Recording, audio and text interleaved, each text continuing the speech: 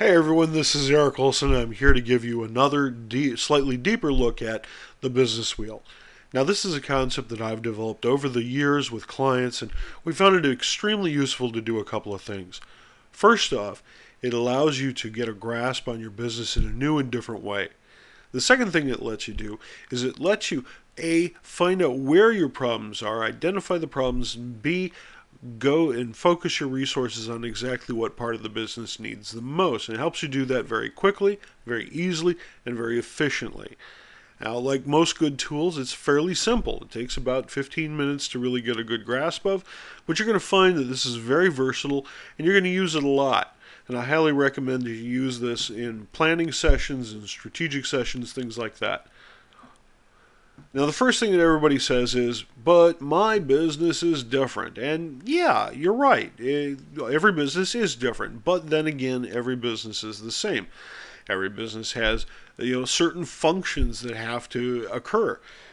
I think of them as four outer functions and then one inner function.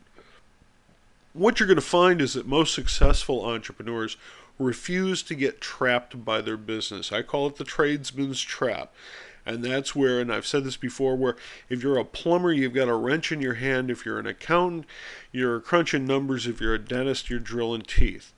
And we all start out that way, and that's kind of natural. But if you really want to make the jump to the next level, you've got to figure out how to get yourself out of that. And that's called the tradesman's trap. And a lot of people never do. And that's unfortunate because they feel very frustrated and they feel constricted by their business. Now, again, the hallmarks of a good tool are, first off, it's practical. It doesn't take very long to learn, but then you keep finding new and deeper methods to using it. It's proven, all right? Now, I've personally used this in businesses, little tiny startups, in fact, pre-revenues, all the way up to $13 million in revenue textile companies. It works in service businesses, product businesses, web-based, bricks and mortar, doesn't matter. The other thing is, again, it identifies problems quickly, cheaply, and easily, and it allows you to focus resources. These are really important things. The four outer functions, these are the parts of the wheel that spin around to generate that magical thing that we call profit. First off, every business, doesn't matter if it's a lemonade stand or a multinational conglomerate, has a finance function. If you don't have control of your numbers, you got no business. Marketing. Every company has a marketing function. You've got to sell it. Management. You've got to figure out, this is where people and systems intersect. You've got to plan it. And finally, after you do all of that, hopefully you get to do it. And that's called, or of course, operations. Now, the inner function, the fifth function, is what I call the command and control center, or the profit center. And this is where you want to spend most of your time. This is where you provide the leadership, you orchestrate the four outer pieces. This is where you spend time envisioning what's going to happen next. You become proactive instead of reactive.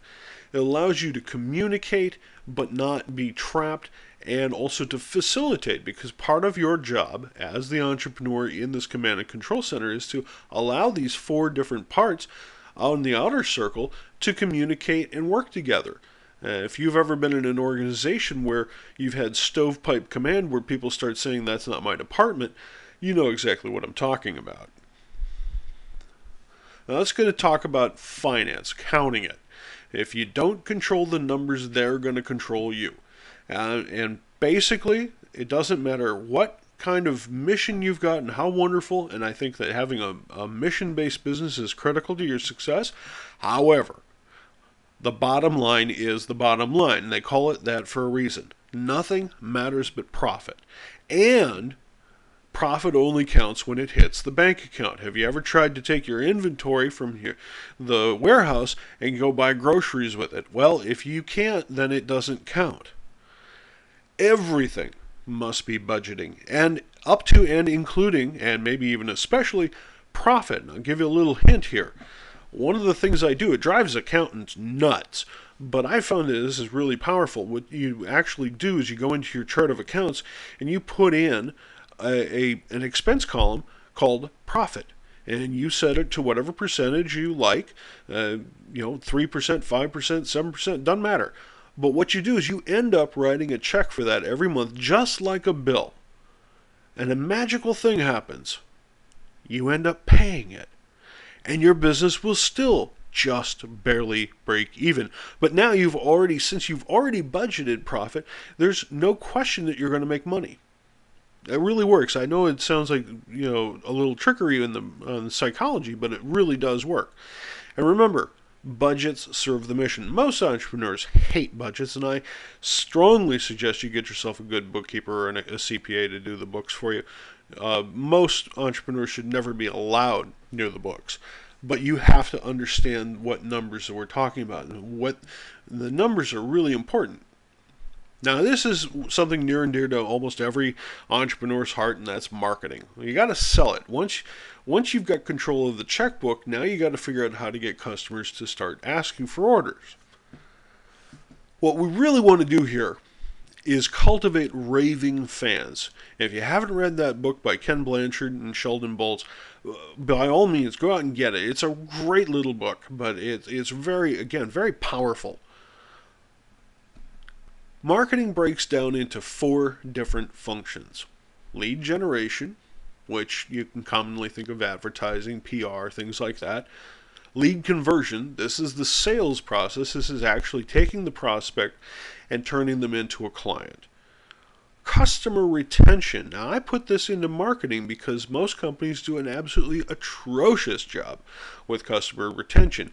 And it's just foolish, because the best customer you've got is the one who's already shown their willingness to spend money with you. Why on earth would you neglect them? And yet, almost all companies do. Ones that should know better even neglect them. And finally, customer upgrades. Now that you've got this customer, it's time to show them new things that they want. Because what we don't understand, or what most of us we forget, is people want more of the same. They want just the same, but a little bit different. And so it's up to us to continually create and offer new value. And it's got to be real value. We have to continually give these customers something that's going to enhance their lives.